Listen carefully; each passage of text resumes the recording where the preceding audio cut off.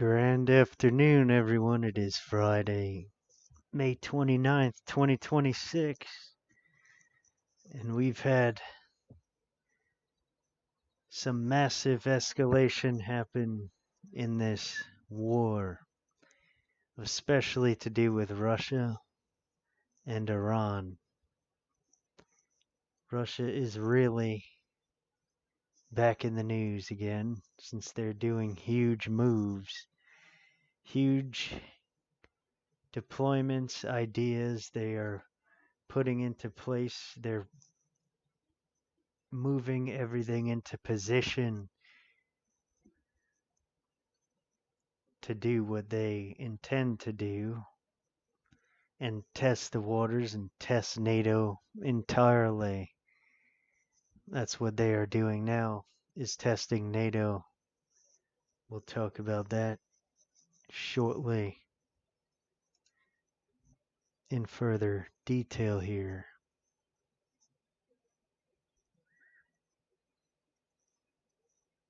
So, last time I forgot to mention Cuba again.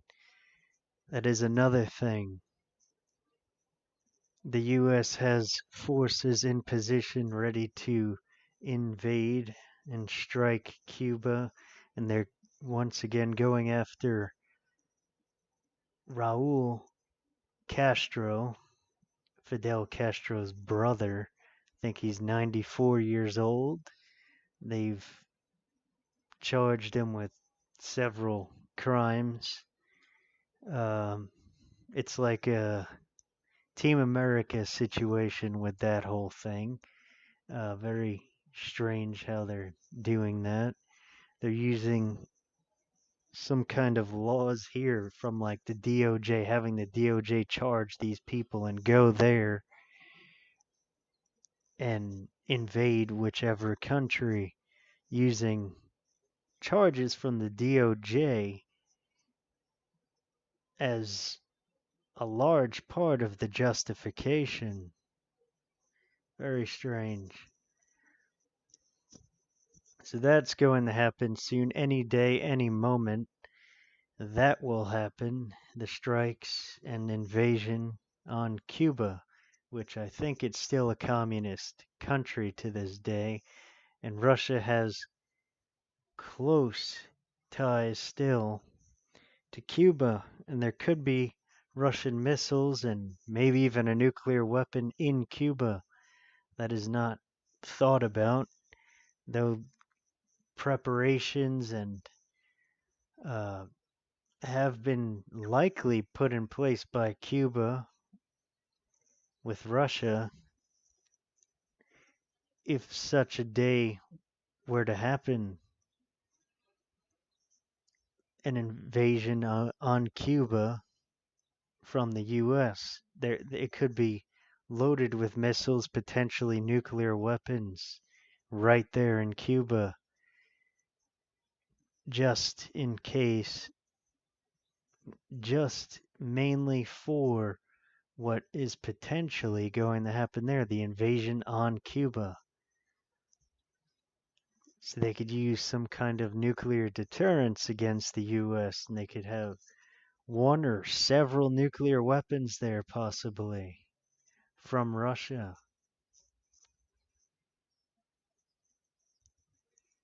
So we'll see how that further develops.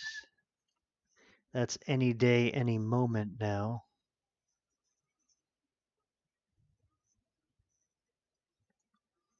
And then recently, Iran threatened a more decisive response if the U.S. attacks continue, which they have been going back and forth more since the last time I was on here. There's been fighting back and forth between the U.S. and Iran, especially near the Strait of Hormuz. And then we have this here. Estonia, which is one of the Baltic states, they intensified battle drills and drone training as it braces for the risk of a wider war with Russia. So Estonia, one of the Baltic states, is preparing for war with Russia. It's not so much of a risk. They are preparing for that eventuality. Russia fully intends to attack the Baltic states. They've been setting up there on the western side of Belarus for quite some time. And that's another likely thing they will do soon is attack the Baltic states and try to occupy the Baltic states and fully test NATO's response then. That's another way of testing NATO's response. That's a step further than even taking Kyiv, the capital of Ukraine, which they'll be doing soon as well. The massive bombings and strikes and potentially big arrow invasion on Kyiv is supposed to happen in the coming days within the next 48 hours. So that is going to happen very soon. Those massive strikes, that big arrow invasion, like a final push into Kyiv by Russia, supposed to begin within the next 24 to 48 hours. I'll definitely be watching that closely as well. Then another thing Russia did, it's really quite confirmed to be Russia. Russia has launched a massive drone attack on NATO member Romania. So they fired a drone that it destroys itself at an apartment building in Romania, which Romania is a NATO country itself. And there were several injuries, possibly fatalities there in Romania. So that is one of the largest escalations yet by Russia, and it is quite found out that Russia did it. I would say it may even be confirmed that Russia did that strike.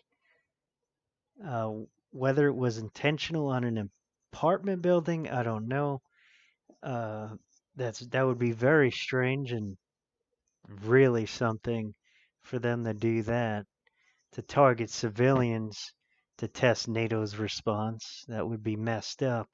Though you can't put that just about anything past Russia now, as they've been attacking apartment buildings and other civilian infrastructure in Ukraine for years.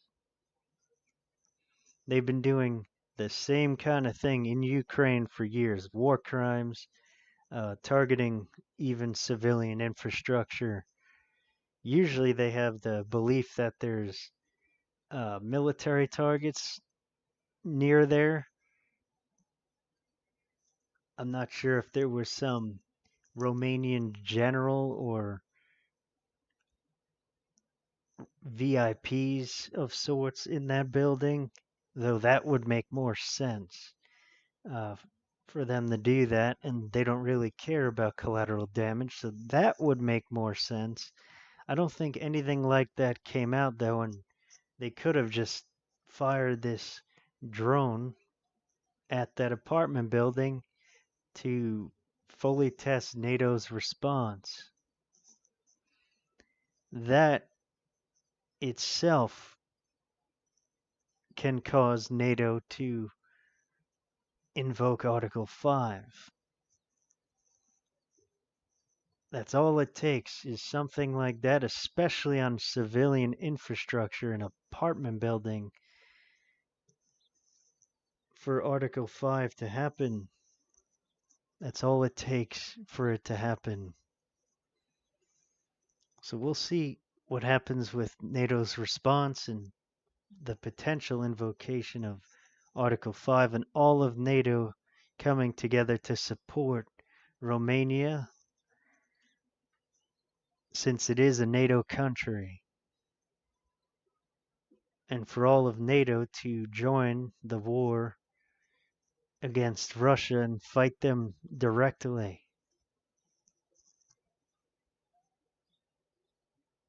And this is just funny here. This is actually real. U.S. CENTCOM says they will strike Iran in self-defense. So they're saying that they're going to strike Iran in self-defense, and they're trying to say that it's not offensive and that they're fighting only in self-defense by doing an offensive action on Iran, and then they're trying to call it self-defense, uh, maybe trying to maintain the slightest bit of ceasefire that that is left, which I don't think there's any ceasefire now. There is no deal, as we'll get into in a moment right here. So there is no deal. Iran has publicly rejected Trump's Truth Social demands on U.S. Iranian ceasefire deal. So there is no U.S. Iranian ceasefire deal happening. There is no deal, and the war is going to be fully continuing now. So very historical and huge news there. So we will see what happens further in the coming days and hours with that.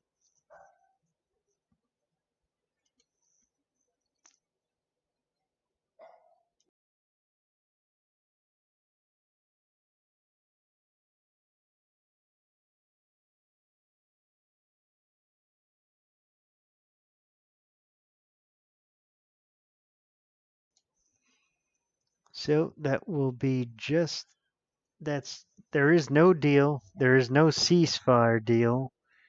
The ceasefire is over. It is total war now. We have total escalation with when it comes to Russia. Russia is about to do huge moves, larger than they have done maybe this entire war. And I will be watching very closely how all of these things develop and continue, really. People need to keep on preparing. Do not get complacent. There is no deal. There is clearly no ceasefire deal, as said by, I think he's retired, Colonel Douglas McGregor. He has great sources, potentially even in the White House, and I'm sure military intelligence. So there is no ceasefire deal with Iran. So President Trump went into the Situation Room and no deal was reached.